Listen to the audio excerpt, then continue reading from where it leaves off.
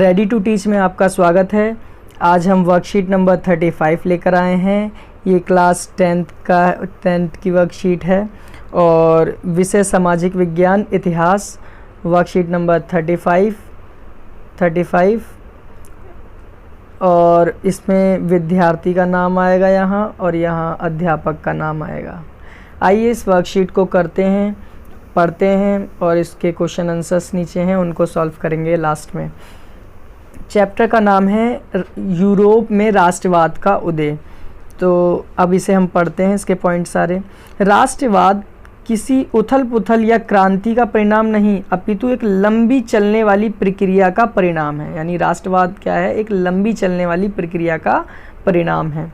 ठीक है, अगला पॉइंट जो है आपका 18वीं शताब्दी से पूर्व ब्रिटेन एक राष्ट्र राज्य नहीं था। ब्रिटेन 28वीं सदी में राष्ट्र राज्य नहीं था। एंग्लो राष्ट्र ने अपनी शक्ति में विस्तार के साथ साथ अन्य राष्ट्रों व द्वीप समूह पर विस्तार आरंभ किया। ठीक है, ये तीसरा पॉइंट हो गया। अभी चौथा पॉइंट है 1688 में संसद ने राजतंत्र से शक्तियों को ले लिया था। 1668 में संसद ने राजतंत्र से सारी शक्तियाँ ले ली थी। ठीक है, चौथा पॉइंट भी हो गया। अब ये पांचवा है 1707 में इंग्लैंड और स्कॉटलैंड को मिलाकर यूनाइटेड किंगडम ऑफ ब्रिटेन का गठन किया गया। यानी 1707 में इंग्लैंड और स्कॉटलैंड को मिलाकर यूनाइटेड किंगडम बना। ठीक है, यूनाइटेड किंगडम बना। अब 1798 में हुए असफल विद्रोह के बाद 1801 में आयरलैंड को बलपूर्वक यूनाइटेड किंगडम में शामिल किया गया। यानी यूनाइटेड किंगडम में एक और देश को शामिल कर लिया गया, आयरलैंड को 1801 में, वो भी बलपूर्वक किया गया इसे शामिल। ठीक है, अगला जो लास्ट पॉइंट है इसमें नए ब्रिटेन के प्रतीक चिन्हों को खूब बढ़ावा दिया गया और जो ब्रिटेन के नए जो चिन्ह थे उनको खूब बढ़ावा दिया गया। अब ये जो बॉक्सेस हैं इनमें पढ़ते हैं, इसमें क्या क्या दिया हुआ है। इसमें दिया है यूनान का स्वतंत्रता संघर्ष पढ़ते हैं। यूनान ऑटोमन साम्राज्य का हिस्सा 15वीं शताब्दी से था और क्रांतिकारी राष्ट्रवाद 1789 में फ्रांसीसी क्रांति के उपरांत के उदय ने यूनानी लोगों के मन में स्वतंत्रता की भावना को प्रज्वलित किया। 1821 से वहाँ स्वतंत्रता के लिए संघर्ष शुरू हुआ। यूनान के लोगों को निर्वासन में रह रहे यूनानियों के साथ साथ पश्चिमी यूरोप के लोगों का भी समर्थन मिला। यानी यूनान में जो लोग रह रहे थे उनको पश्चिमी लोगों का भी समर्थन मिल गया था, पश्चिमी यूरोप के लोगों का समर्थन मिल गया था। विभिन्न कवियों और कलाकारों ने भी स्वतंत्रता के लिए जनमत निर्माण में अपनी महत्वपूर्ण भूमिका निभाई और अंग्रेजी के कवि लॉर्ड बायरन धनराशि एकत्र की एवं वह युद्ध के लिए भी गए, जहां 1824 में बुखार से उनकी मृत्यु हो गई।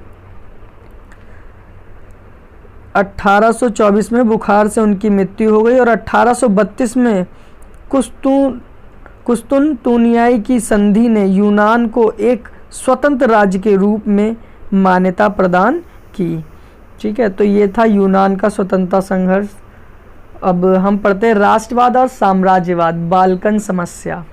बाल्कन भौगोलिक एवं नित्य जातीय रूप से विभिन्नताओं का क्षेत्र था, जिसमें कई सारी विभिन्नताएं थी, जिसमें आधुनिक रोमानिया और बल्गेरिया और अल्बेनियाई ग्रीस और मकदूनिया और क्रोएशिया और स्लोवेनिया और साइबेरिया आदि शामिल थे।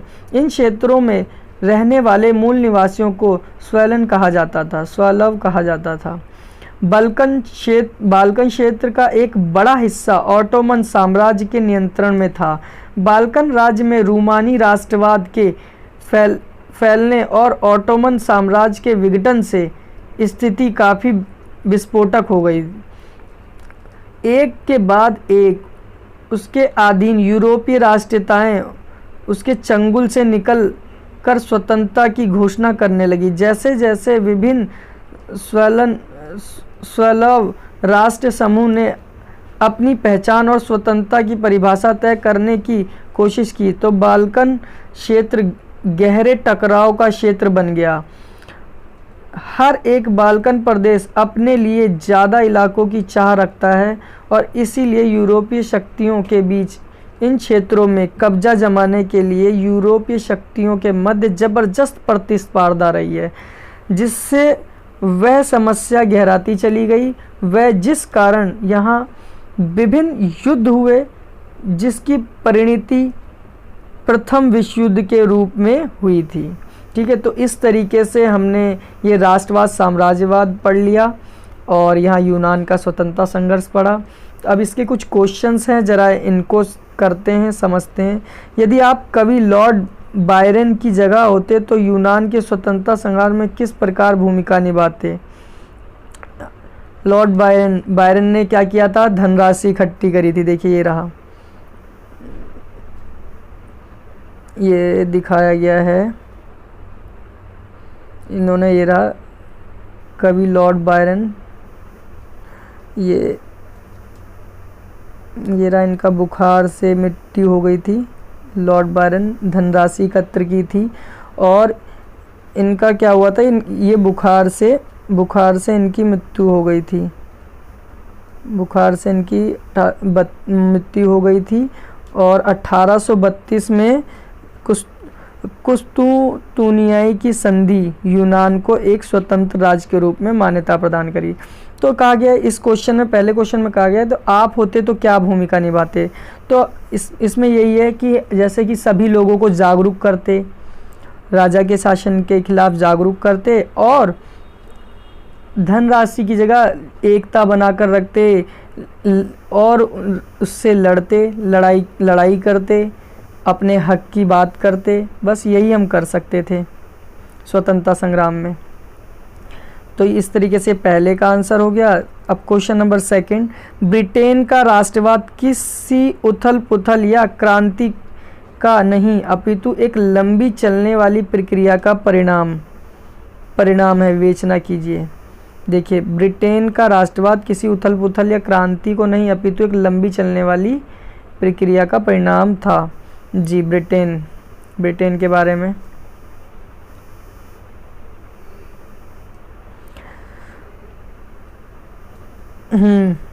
ब्रिटेन के जो चिन्ह थे वो खूब बड़े, ब्रिटेन के अंतर्गत ही ये सारी चीज़ें आ रही थी।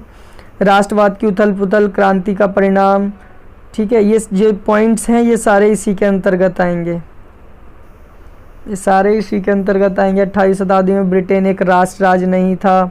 ठीक है, ये सारे पॉइंट्स इसी के अंतर्गत आएंगे, ये वाले, ये जितने भी पॉइंट्स हैं ये सब इसी के अंतर्गत आएंगे। क्वेश्चन नंबर सेकंड,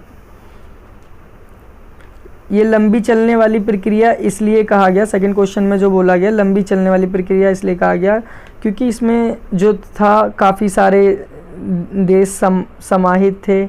आयरलैंड भी 1801 में बलपूर्वक मतलब मिला लिया गया था, और भी कई सारे थे। स्कॉटलैंड भी था जिसे फिर मिलाकर यूनाइटेड किंगडम ऑफ बनाया गया था। तो इसमें कई सारे जो चीज़ें हैं इन चीज़ों को अगर ढंग से हम पढ़ रहे हैं तो इसमें यही पता चलता है कि ये काफ़ी सारी विभिन्नताएं थीं और ब्रिटेन में चिन्हों का खूब बढ़ावा दिया गया था। ठीक है, यही इसका आंसर है क्वेश्चन नंबर सेकंड के। अब क्वेश्चन नंबर 3, बाल्कन राज्य की स्थिति पर एक संक्षिप्त नोट लिखें। तो ये क्वेश्चन नंबर 3 बाल्कन के बारे में, तो देखिए ये पूरा का पूरा दे ही रखा है, पूरा बॉक्स में दे ही रखा है। ये सारा का सारा बाल्कन के ही बारे में है। कोई भी 4 या 5 लाइन, इसमें से कोई भी 5-7 लाइन आप लिख सकते हो क्वेश्चन नंबर 3 में। 1789 के पश्चात क्रांति राष्ट्रवाद के उदय ने किस प्रकार यूनानी स्वतंत्रता संघर्ष तथा बाल्कन राज्यों में स्वतंत्रता के संघर्ष को प्रेरित किया था? देखो 1789 में क्या हुआ था जी, क्रांतिकारी राष्ट्रवाद 1789 में, ये देखिए 1789 में फ्रांसीसी क्रांति के उपरांत हुआ था।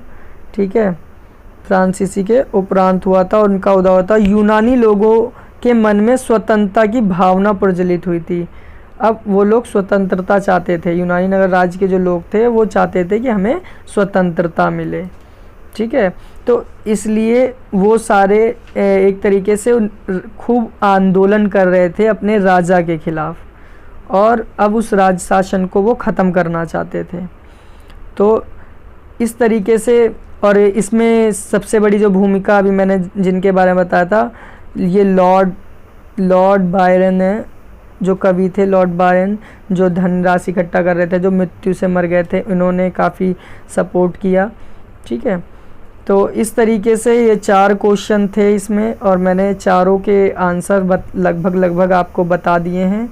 और अगर बच्चों ये वीडियो आप लोगों को अच्छी लगी हो तो लाइक करें, और चैनल अगर सब्सक्राइब नहीं किया है तो चैनल सब्सक्राइब करें। Ready to teach. Thank you, धन्यवाद।